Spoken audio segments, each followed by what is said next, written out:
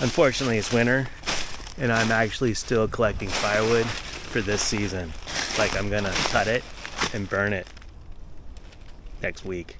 So, this isn't the first time that I've gotten behind on this type of thing. So I have a few tricks, and you might be in a similar situation.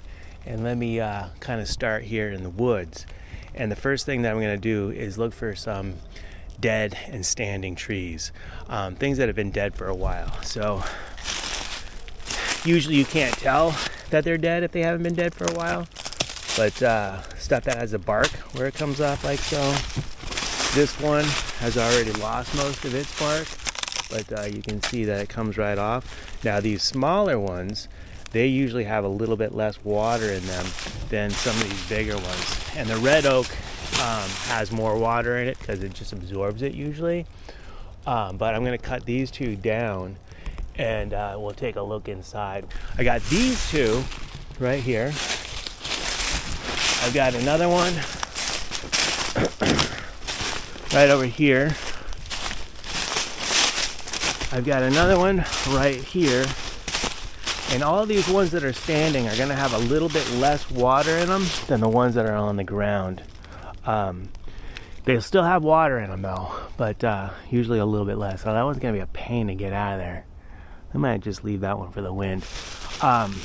All these things are dangerous because with the broken limbs and stuff like that, when they fall, those limbs can get caught on another tree and go flying back, come down and get you. So I'm going to stop talking to you and get focused on what I got to do, and try to take as much advantage of this little bit of light here as possible before it gets dark on me.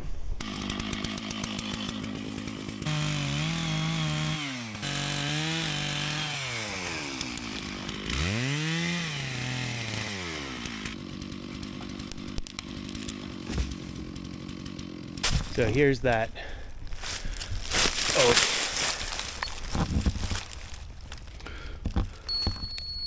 Pretty high. We're at 21. Let's see if it's higher down here by the bottom. Probably a little higher even down here. Let's say 22. And then this, whatever it is. Yeah, 18. So this one's less species and size.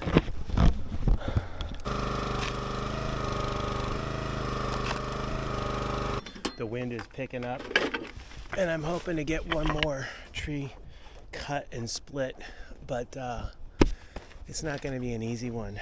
So, and if the wind gets too strong, it's going to even be worse. So I'm going to try to get this before I unload that, and hopefully this will go where I want it. It's just a really crooked tree. I want it to go over here.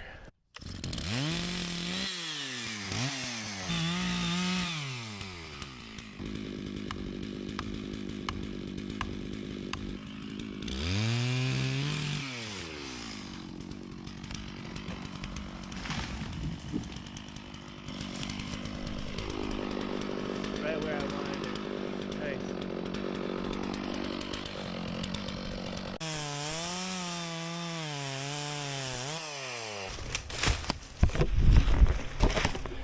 So I got these cut super short. The water and the moisture can leave the end grain a lot faster and it can go out the sides. So the shorter it is, the easier it will be to burn.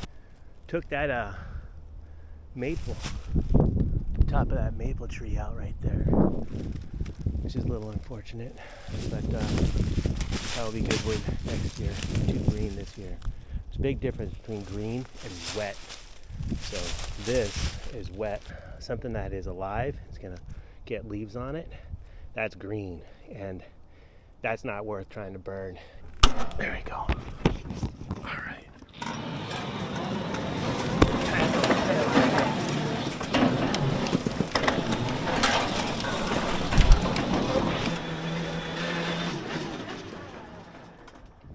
All right, so there's a few pieces right here that I actually cut last year. All of this I cut this year, and all of that I cut this year. So what I'll do is I'll freight that backside with the wetter wood, and then I'll burn out this side first.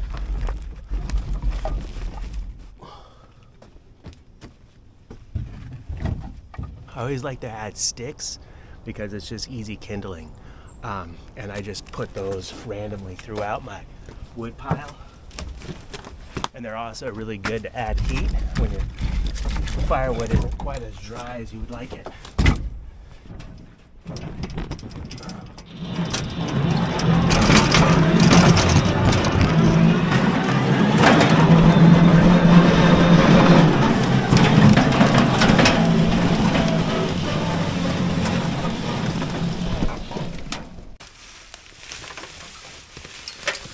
Get it close to where you're splitting.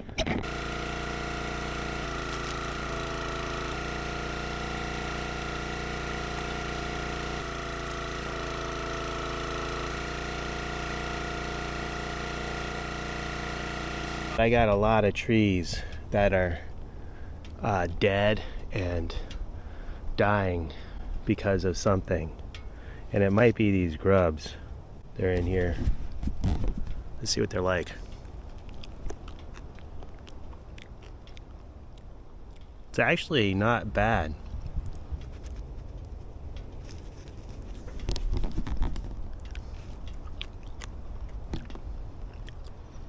It's kind of sweet.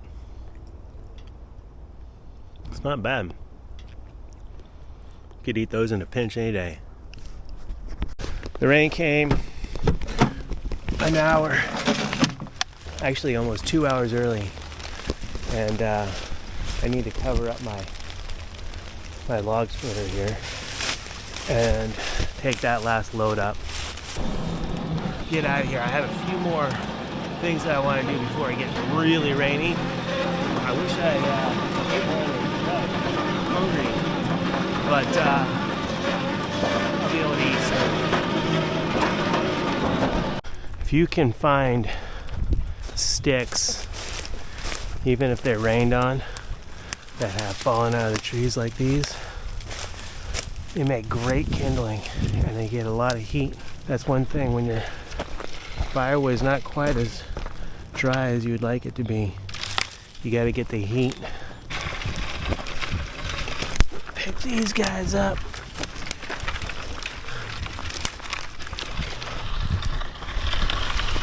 That's not a bad little haul of sticks. And these, like I said, they burn nice. They'll dry out fairly quick and really help that fire go. Throw those in there for now. I'll use that wood right out of there. One thing that I like to do when your wood's got extra moisture is stack it nice and close to the stove this way.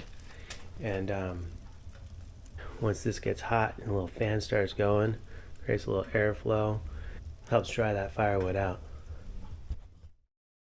So the key to being able to cut, split, and burn your wood in the same season is to dry it out. You cut it short, you split it small, and it will dry out faster.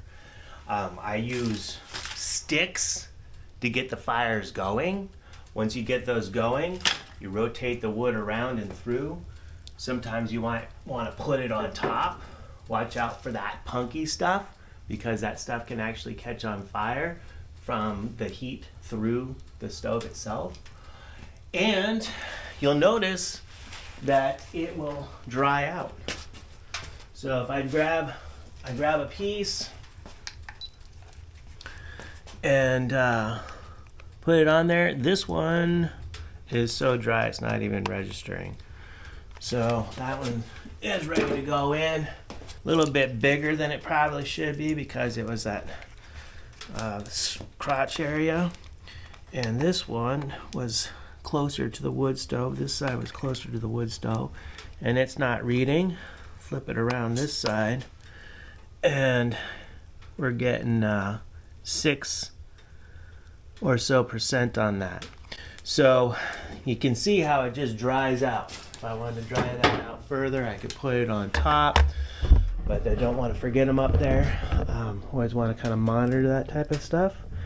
And rotate, flip, turn pieces around so they can dry out. If you look at this, it's 70 degrees in here. From that's the only heat. Cold enough for the snow not to melt. There you can see the snow out there. And this stuff has just been sitting in here for a week. And it, even though it's small, is still pretty high, right? It's not going to dry out too quick in here. It's lost a couple of %. It was probably 20 out there in the woods.